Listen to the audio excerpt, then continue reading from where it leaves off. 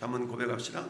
자기 백성을 버리지 않으시는 하나님. 자기 백성을 버리지 않으시는 하나님. 버리지 아니하시는 하나님.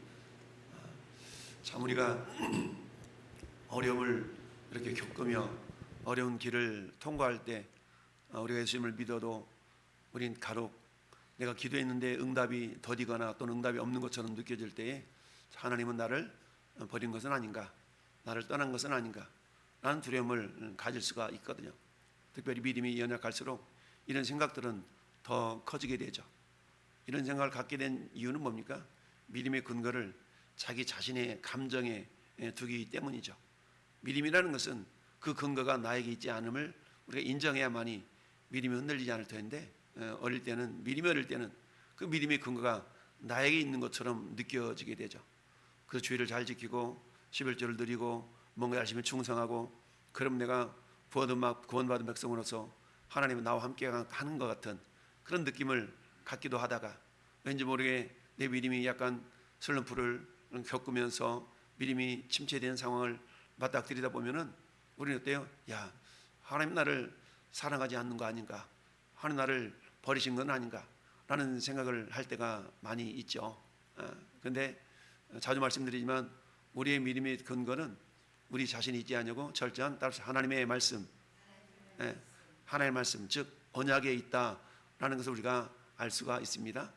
갈대아 우리에서 우상을 팔던 우상장수 아들로 태어났던 아브라함을 하나님 부르시죠. 근데 아브라함이 부름을 받았을 때 뭐 아브라함이 가방끈이 길거나 아니면 뭐 잘생겼거나 아니면 믿음이 좋거나 이런 상태가 아니었죠. 그랬던 아브라함을 하나님께서는 가나안 땅에 믿음의 조상으로 삼으시게 하여서 가나안 땅까지 이끌어 가시는 데 있어서 역시 마찬가지 전적인 하나님의 열심, 그러니까 하나님의 열심으로 아브라함이 되어 가지 않습니까? 마찬가지로 오늘 이 시대에도 하나님의 정말 변함이 없으신 그 신실하심 때문에 우리를 버리지 않고 떠나지 않는다. 오늘 말씀의 제목처럼 하나님은 자기 백성을 버리지 않는다라는 사무엘 선지자의 입술을 통해서 이 아침 우리에게 주시는 위로의 말씀이 되시기를 바랍니다. 첫 번째, 왜 하나님께서는 우리를 버리지 아니하시는가 라는 걸 보니까 22절에 결론이 나타나 있습니다.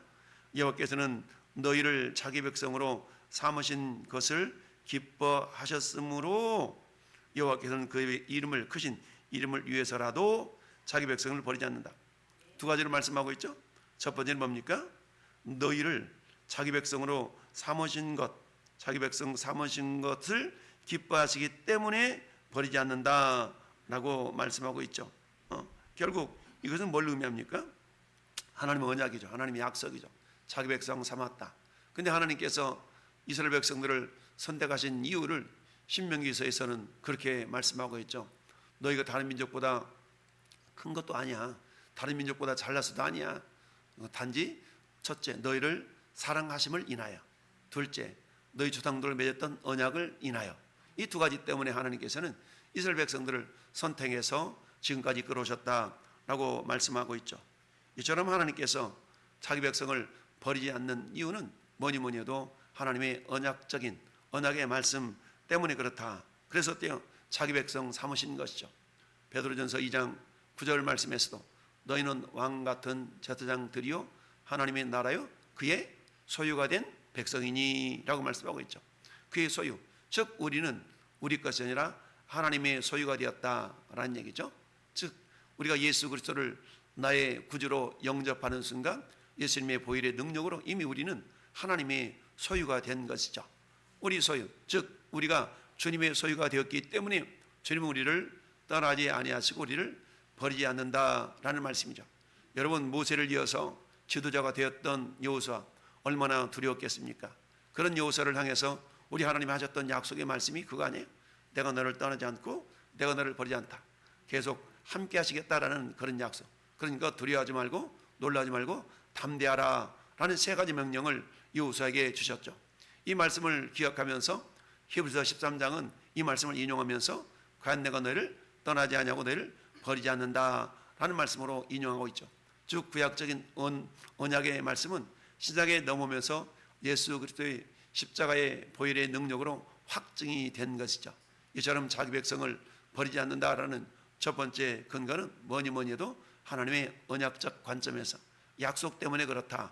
즉 우리가 뭔가 잘했을 때는 뭐 구원받을 것 같고, 뭔가 잘못했을 때는 하나님 없는 것 같고, 내 삶이 뭔가 형통하고 세상적으로 뭔가 잘 되는 것 같을 때는 하나님 나와 함께하는 것 같고, 내 삶이 뭔가 우여곡절이 있고 뭔가 막 어려움 속에 있을 때는 하나님 나를 떠나는 것 같고, 이런 생각을 우리가 갖게 되죠.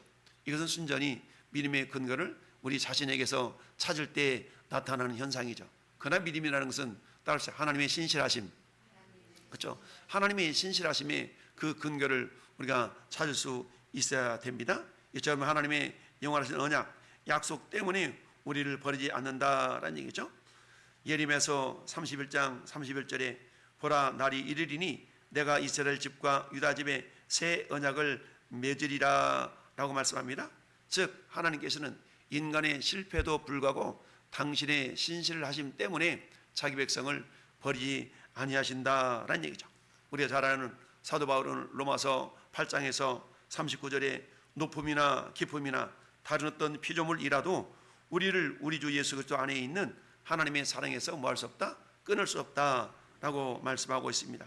즉 예수 그리스도의 대속으로 묶인 언약 백성인 저와 여러분들은 그 어떤 피조물이라 할지라도 그 관계를 끊어낼 수 없다라는 것을 우리에게 말씀하고 있습니다. 그러면서 히브리서 13장 5절 아까 인용했던 것처럼 그가 친히 말씀하시기를 내가 결코 너희를 버리지 않고 너희를 떠나지 아니하리라 하셨느니라 라고 말씀합니다. 이처럼 여호수아에게 하셨던 그 언약의 말씀이 그 시대에 여호수아에게만 적용되는 것이 아니라 오늘 이 시대에도 우리 예수 그리스도의 십자가의 보혈의 능력을 믿는 우리 모두에게도 그대로 적용이 되더라라는 얘기입니다. 두 번째, 자기 백성을 버리지 않는 이유는 뭐냐? 오늘 22절 하반절에 있는 것처럼 그의 크신 이름을 위해서라도 자기 백성을 버리지 않는다라고 말씀하고 있습니다. 이처럼 하나님께서는 자기의 이름, 여러분 이름은 뭡니까? 명예요? 영광이죠. 아버님 함자가 어떻게 되셔? 예, 먼자입니다. 아 그래? 그분이라면 내가 인정하지. 뭐예요? 이름을 통해서 그분의 영광을 나타내는 것처럼 내 아버님이 어떻게 함자가 어떻게 되시냐? 그러면 누구라고? 그래? 너 그 집 아들이구나. 이렇게 하면서 아버님의 이름 때문에 그 자식을 달리 볼 수 있는 이런 모습들이 있는 것이죠. 마찬가지로 하나님께서는 당신의 이름, 즉 그 이름에는 뭐가 담겨져 있냐면 당신의 영광, 그 정체성이 담겨져 있는 것이죠. 즉 하나님의 이름의 영광 때문에 자기 백성을 버리지 않는다라고 22절 하반절은 말씀하고 있습니다. 그렇죠. 이스라엘 백성들은 어때요? 영원한 왕이신 여호와 하나님이 계심에도 불구하고 또 다른 인간적인 왕을 구하는, 오늘 자기들이 고백하잖아요. 우리가 모든 죄의 왕을 구하는 악을 더하였나이다 라고 19절은 말씀하고 있죠. 자기 자신들이 잘못한 걸 알아요. 그러니까 어떻습니까? 악에는 반드시, 죄의 악에는 징벌이 따르게 되어져 있죠. 이게 두려운 겁니다. 그래서 사무엘에게 백성들이 사무엘한테 말하기를 당신 종들을 위하여 당신 하나님 여호와께 기도하여 우리가 죽지 않게 하소서. 왜요? 죄의 삭은 사망인 것을 그들도 알고 있는 것이죠. 그 두려움에 떨고 있는 그들을 향해서 사무엘 선지자가 말합니다. 두려워하지 말라. 너희가 과연 이 모든 악을 행하였으나 여호와를 따르는 데서 돌아서지 말고 오직 너희의 마음을 다하여 여호와를 섬기라. 돌아서 유익하기도 못하고 구원하지도 못하는 헛된 것을 따르지 말라. 그들은 헛되니라 라고 말씀하고 있습니다. 그렇습니다. 이스라엘 백성들은 하나님의 소유가 되었고 하나님께서 그들을 친히 인도해 내셨기 때문에 그들을 버리지 않는다. 그 근거 중에 한 가지가 자기 이름 때문이다. 그 이름에 섞여 있는, 묻어 있는 영광 때문이다라는 얘기죠. 하나님께서 우리를 택하신 하나님의 이름의 명예 때문에 우리를 버리지 않는다라고 말씀하고 있는 것이죠.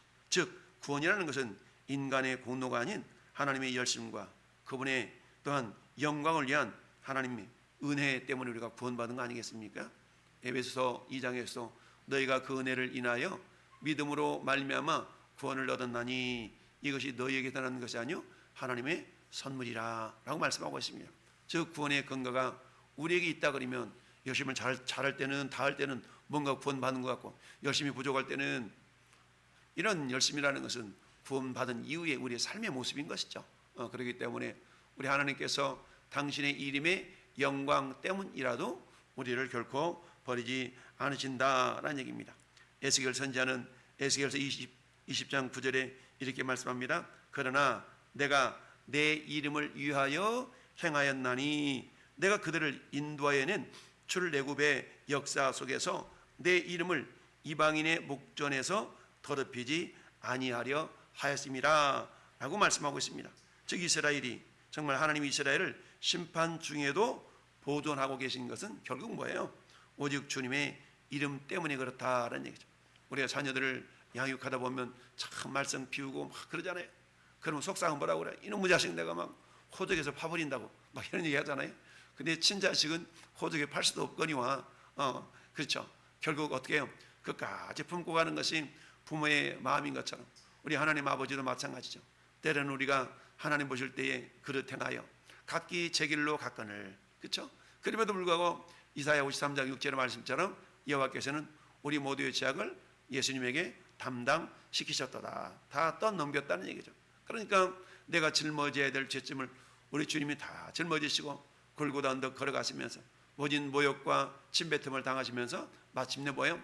테텔레스타이, 내가 다 이루었다 라고 말씀하고 있죠. 이 테텔레스타이는 텔로스라는 단에서 온 말인데요, 텔로스라는 말은 임금, 급여, 지불 돼야 될 것, 이런 의미가 있는 것이거든요. 그러니까 우리 주님이 내가 죄값으로 지불해야 될 그 지불할 것을 우리 주님이 다 지불하셨다라는 것이 요한복음 19장 30절에서 말씀하고 있는 다 이루었다라는 의미 속에 담겨져 있는 선언이거든요. 우리는 더 이상 내 죄 때문에 뭔가를 지불해서 그것 때문에 내가 뭐 구원을 받아야 될 그런 대가를 지불할 필요가 없다. 왜? 우리 예수님이 이미 다 모든 것을 지불하셨기 때문이다. 그렇다면 어때요? 우리는 그렇게 우리 죄를 위하여 모든 걸 다 지불하신 그 주님의 영광을 내요. 그분의 이름을 위하여 이제 우리가 살아가는 것만 남아 있는 것이죠. 그러면 어때요? 우리가 그 은혜를 아는 것처럼, 야, 이게 주님의 은혜였구나. 내 열심이 아니라, 내 능력이 아니라, 나의 믿음이 아니라 온전한 하나님의 은혜였구나 라는 것을 깨닫는 것을 우리가 신앙양심이라 그랬거든요. 신앙양심이라는 것은, 야, 주님이 이렇게 나를 은혜로 구원해 주셨는데 그렇다면 내가 이제는 내가 어찌할꼬 라는 것이 그야말로 구원받은 자들의 합당한 자세인 것이죠. 은혜 받아서 예배당에서는 믿음이 검정띠인데 나가자마자 전부 다 검정띠 벗어놓고 흰띠 마냥 이렇게 살아가서는 안 되겠죠. 그 날마다 우리는 어떤 삶을 살아가야 되는가? 보은자의 삶을 살아가야 된다 그랬죠. 하나님 우리에게 은혜를 베푸신 분, 그렇다면 우리는 그 은혜에 합당한 은혜를 보답하려고 하는 그런 마음가짐을 항상 잊어버리지 않는 그런 자세로 살아가는 것이죠. 우리가 어떤 사람에게 큰 은혜를 입으면 우리가 그런 얘기 하잖아요. 평생의 은혜 잊지 않겠습니다. 평생의 은혜 잊지 않겠습니다. 우리 인간은 그렇잖아요. 근데 인간은 어때요? 정말 연약해서 금세 또 잊어버리죠. 잊어버리는 것이 우리 인간입니다. 그럼에도 불구하고 우리 아버지 하나님은 결코 우리를 잊지 아니하시고 잊어버리지 아니하시고 우리를 놓지 아니하시는 하나님이시다. 뭐 때문에? 자기 이름의 영광 때문에 그렇다. 이사야 선지자는 이 모습을 이사야 48장 11절에서 이렇게 고백했습니다. 내가 나를 위하여 이룰 것이라. 어찌 내 이름을 욕되게 하리요? 내 영광을 다른 자에게 주지 아니하리라 라고 하십니다. 즉 하나님께서 자기 백성을 징계하긴 하시지만 그러나 버리지는 아니하시는 그런 목적이 뭐냐? 즉 하나님의 영광을 지키기 위함이다 라는 얘기죠. 내가 말이야 너가 아버지가 아니었다라면 우리 그런 얘기할 수 있다는 얘기죠. 내가 네 아버지이기 때문에 내가 봐주는 거야 이럴 수 있는 것처럼 우리 하나님도 당신의 이름의 영광 때문이라도 우리를 버리지 아니하신다라는 얘기입니다. 세 번째, 하나님은 자기 백성을 버리지 아니하시는 이유는 뭐냐? 한마디로 말하면 그것은 우리를 위한 바른 길로 인도하시는 말씀과 기도가 있기 때문에 그렇다. 따라합시다. 말씀과 기도가 있기 때문에. 여러분, 사도 바울은 디모데에게 보낸 마지막 서신 디모데후서에서 그렇게 말씀하고 있지 않습니까? 하나님의 말씀은 어떻다? 교훈과 책망과 바르게 함과 의로 교육함에 유익하다라고 말씀하죠. 모든 성경은 하나님의 감동으로 되었기 때문에 모든 성도들로 하여금 바르게 함, 의로 교육하기에 그야말로 부족함이 없는 완전한 책이다라는 것이죠. 그 말씀이 있기 때문에 어때요? 우리를 버리지 않는다. 왜? 우리 안에 그 말씀이 우리를 이끌어 가시는 것이죠. 주의 말씀은 내 발의 등이요 내 길의 빛이다라는 겁니다. 즉 말씀이 들려질 때에 반드시 그 말씀은 살아 있어서 활력 있는 날선 그러니까 양날이 날선 검보다도 예리한 것이 하나님 말씀이라고 하지 않습니까? 그렇기 때문에 그 말씀이 오늘 또 우리를 이렇게 다듬어 가시면서 결국 주님 안에 거할 수 있도록 지켜주신 능력을 경험하게 될 줄로 믿습니다. 말씀과 기도가 있기 때문에 우리 주님은 지금도 하늘 보좌에서 우리를 위해서 중보하고 계시지 않습니까? 우리는 마땅히 빌 바를 알지 못하나 우리 주님께서 친히 우리를 위해 간구하신다. 즉 중보자의 사역을 지금도 멈추지 않고 있기 때문에, 즉 주님의 중보 때문에 우리는 어때요? 결코 버림을 당하지 않는다. 이 모습을 사무엘 선지자를 통해서 우리에게 예표적으로 보여주셨죠.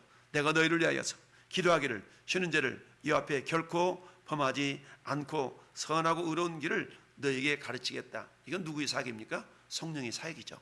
그러니까 이 사무엘 선지자는 예수 그리스도의 예표적인 사역, 성령의 사역을 예표하고 있는 것이죠. 그러니까 너희를 위하여 기도하기를 쉬는 죄를 결코 범하지 않겠다라는 말은 뭡니까? 우리를 위하여 쉬지 않고 중보하시는 우리 예수 그리스도의 놀라운 그 은혜가 있기 때문에 우리 하나님 우리를 결코 버리지 않는다라는 사실을 우리가 기억할 수 있어야 됩니다. 그럼 우리 편은 어때요? 그래, 하나님 어떤 상황에 나를 버리지 않으니까 뭐 내가 이제 어떻게 살아도 돼. 이런 것은 은혜를 모르는 것이죠. 그렇기 때문에 그런 자에게는 어때요? 하나님께서는 어때? 25절 말씀에 만일 너희가 여전히 악을 행하면 너희와 너희 왕이 다 멸망하리라. 한마디로 말하면 고통을 당하고 심판을 받는다는 거 아니겠습니까? 그 고통은 나만 손해잖아요.